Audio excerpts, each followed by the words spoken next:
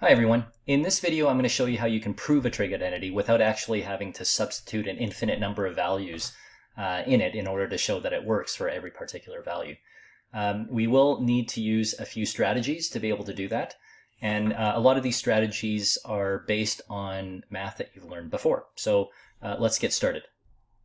So in example number 1, we want to prove that this statement, tan A times sine A plus cos A is equal to sec A, is in fact an identity. And basically what that means is we want to prove that the expression on the left-hand side is always equal to the expression on the right-hand side where the two expressions are defined. Okay, so obviously if they're undefined, then that doesn't count. Okay, and not only that, we want to state any restrictions. Okay, so let's see what our first step is. Well, our first step is to draw a line that separates the left-hand side and the right-hand side. And I always advise my students to do this because sometimes, especially when students are just starting with this idea, this skill of proving identities, they'll want to treat it like an equation and start moving things from one side to the other. So for example, they might want to subtract cos A from both sides and then maybe divide by tan A to see if the two sides look the same. And that's really not what we're here to do. We want to show that if I work with one side independently, I will end up with an expression that looks like the right-hand side. Okay, so if you start moving them around, if you start moving terms and behaving as if it were an identity, then that defeats the purpose. You're trying to prove that it's an identity, so you don't want to assume right away that it is.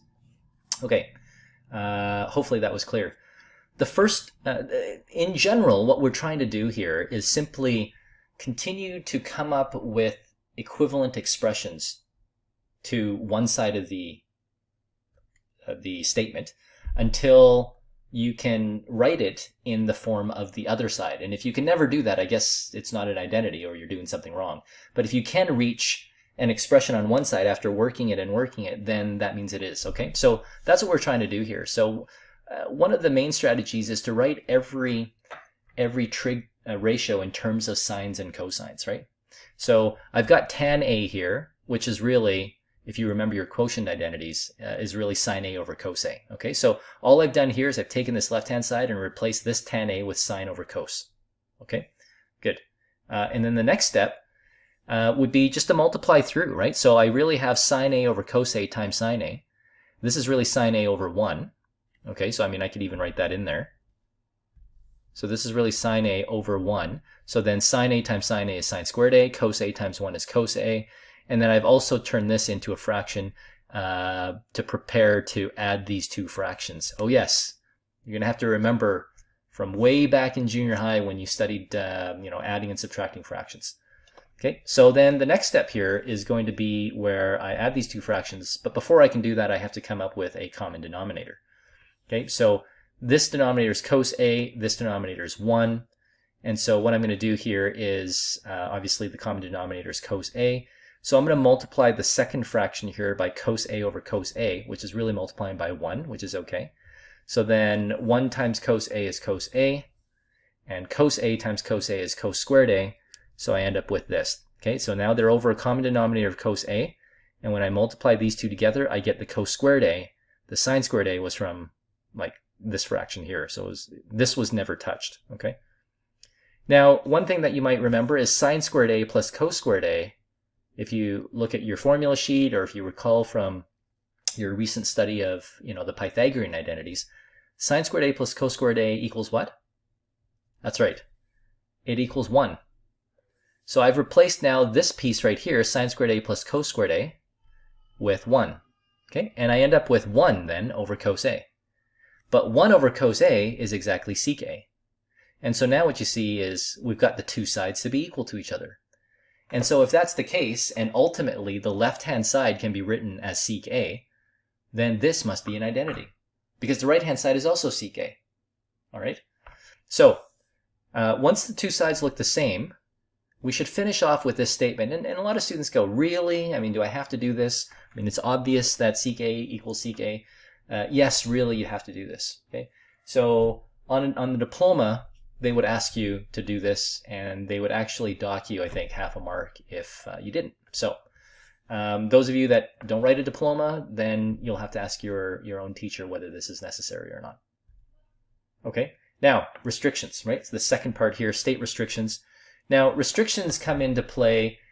Basically, what we're looking for is we're looking for the exceptions, right? Like we're saying, look, tan A sine A plus cos A equals ck. Yes, but there are some exceptions, and those exceptions are wherever the identity is undefined. So we have to know where the identity is undefined. Well, where it's undefined is precisely where the denominators, if there are any denominators, are equal to 0. Okay, now let me point out a few denominators for you, see if you can recognize the pattern. Okay, cos A there is a denominator, and in fact, this expression sine A over cos A started out as just tan A. Tan A doesn't have any explicit denominators, but it has the implied denominator of cos A. So every time you see tan A, you have to automatically assume, well, not even assume, you automatically know that cos A is in the denominator, okay?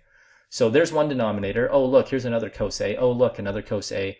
Wait for it. Oh, and there's a fifth cos A, okay? So I think what it's telling us is cos A is in the denominator, so cos A cannot be equal to 0. Okay, so any values of A that would render cosine of A equal to 0 would not be allowed. Okay, so let me just see what we've got here. Okay, so I've got my trusty unit circle here. I've got my yellow color, I believe. Yep, and so cos A is equal to 0 right here, right, at 90 degrees. And cos A is equal to 0 right there at 270 degrees as well. Okay, it doesn't say whether I should do it in radians or degrees, so I guess we'll be surprised. Okay, 1 second here. Let's see, we'll just do this. The big reveal, aha, radians, okay. So if it's radians, then that means pi over 2. And then this would be 3 pi over 2. So they are pi radians apart, and if you just start with pi over 2 and keep adding multiples of pi, then you'll keep getting restrictions, or you'll keep getting values of A that would make cos A equal to 0, okay? So how we write it then is A cannot be equal to pi over 2 plus multiples of pi, okay? And it is not sufficient to simply write as a restriction cos A cannot be equal to 0. This is just my work moving towards my final answer, which is really this right here. Okay, right here. A cannot be equal to pi over 2 plus multiples of pi, where n is an element of the integers. Okay, so that would be the work that you would show when you're asked to prove an identity and to state its restrictions.